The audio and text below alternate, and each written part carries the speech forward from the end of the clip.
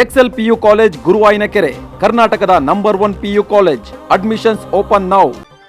Bidadi township ವಿಚಾರವಾಗಿ ಭೂಸ್ವಾಧೀನಕ್ಕೆ ಜನರ ವಿರೋಧ ಈ ಭಾಗದಲ್ಲಿ ಮುಂದುವರೆದಿದೆ. ಬಿಡದಿಯಲ್ಲಿ ಟೌನ್ಶಿಪ್ ನಿರ್ಮಾಣವನ್ನ ಖಂಡಿಸಿ ಬೃಹತ್ ಪಾದಯಾತ್ರೆಯನ್ನ ನಡೆಸಲಾಗ್ತಾ ಇದೆ. ಟೌನ್ಶಿಪ್ ವಿರುದ್ಧ ಮಹಿಳೆಯರು, ವಿದ್ಯಾರ್ಥಿಗಳು ಪಾದಯಾತ್ರೆಯಲ್ಲಿ ಭಾಗಿಯಾಗಿದ್ದಾರೆ. ತಿಮ್ಮೇಗೌಡನ ದೊಡ್ಡಿಯಿಂದ ಬೈರಮಂಗಲಕ್ಕೆ ಪಾದಯಾತ್ರೆಯನ್ನ ನಡೆಸಿ ಸರ್ಕಾರದ ನಡೆಯನ್ನ ಖಂಡಿಸಿ ಘೋಷಣೆಯನ್ನ ಕೂಗಿದ್ದಾರೆ, ಆಕ್ರೋಶವನ್ನ ವ್ಯಕ್ತಪಡಿಸಿದ್ದಾರೆ. ಬಲವಂತದ ಭೂಸ್ವಾಧೀನಕ್ಕೆ ಆಕ್ರೋಶವನ್ನ ವ್ಯಕ್ತಪಡಿಸಿದ್ದಾರೆ ರೈತರು. ಸಿಎಂ ಡಿಕೆ ಶಿವಕುಮಾರ್, ಶಾಸಕ ಮಾಗಡಿ ಶಾಸಕ ಎಚ್.ಸಿ. ಬಾಲಕೃಷ್ಣ ಹಾಗೆ ಜಿವಿಡಿಎ ವಿರುದ್ಧ ಆಕ್ರೋಶವನ್ನ ವ್ಯಕ್ತಪಡಿಸಲಾಗಿದೆ. ಯಾವುದೇ ಕಾರಣಕ್ಕೂ ನಾವು ಭೂಮಿಯನ್ನ ನೀಡುವುದಿಲ್ಲ ಅಂತ ಹೇಳಿ ಪ್ರತಿಭಟನಾಕಾರರು ಕಿಡಿಕಾರಿದ್ದಾರೆ. ಈ ರೈತರ ಪ್ರತಿಭಟನೆಯಲ್ಲಿ ಜೆಡಿಎಸ್ ನಾಯಕಿ ಜಾನ್ವಿ ಅವರು ಕೂಡ ಭಾಗಿಯಾಗಿದ್ದಾರೆ.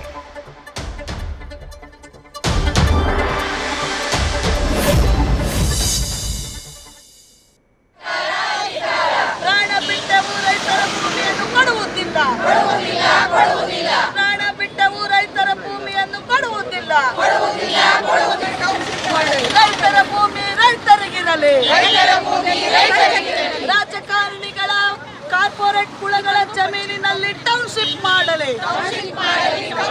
ಟೌನ್ಶಿಪ್ಗೆ ಸಿಗುವುದಿಲ್ಲ. ರೈತರ ಭೂಮಿ ಟೌನ್ಶಿಪ್ಗೆ ಸಿಗುವುದಿಲ್ಲ. ಬೈರಮಂಗಲ ರೈತರ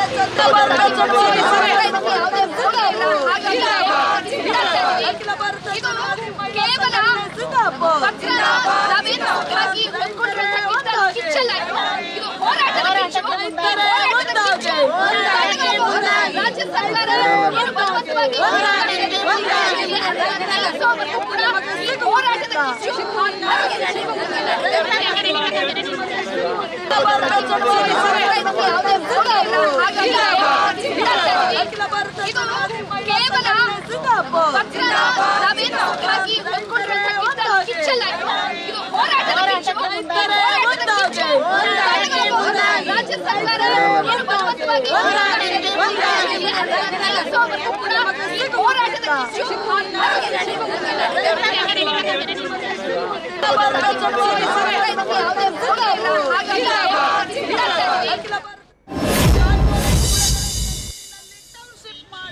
ರಾಹುಲ್ ಗಾಂಧಿ ಪತ್ರ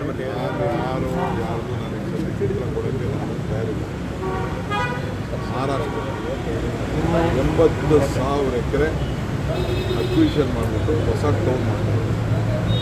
ತೆಲಂಗಾಣದಲ್ಲಿ 40,000 ಎಕರೆ ಹೊಸ ಟೌನ್ ಮಾಡ್ತಾರೆ. ಇದು ನಾನು ಮಾಡಿದ್ದಂಥ ಟೌನ್ಶಿಪ್ ಅಲ್ಲ. ಹಿಂದೆ ಕುಮಾರಸ್ವಾಮಿಯವರೇ ಇದಕ್ಕೆ ನೋಟಿಫೈ ಮಾಡಿದ ಟೌನ್ಶಿಪ್.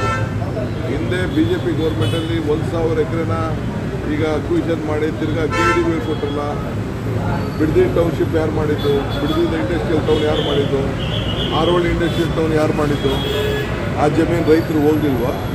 ಈಗ ರೈತರೆಲ್ಲ ಒಪ್ಕೊಂಡಿದ್ದಾರೆ. ಪಾಪ ರಾಜಕಾರಣ ಮಾಡಬೇಕು ಅಂತಿದ್ದಾರೆ, ರಾಜಕಾರಣ ಮಾಡಬೇಕು. ಸರ್, ಇನ್ನೊಂದು ಸರ್, ತರಗತಿವರೆಗೂ ಮಾತ್ರ ಇತ್ತು. ಸೊ ಈಗ 8ನೇ ತರಗತಿಯಿಂದ ಅವರು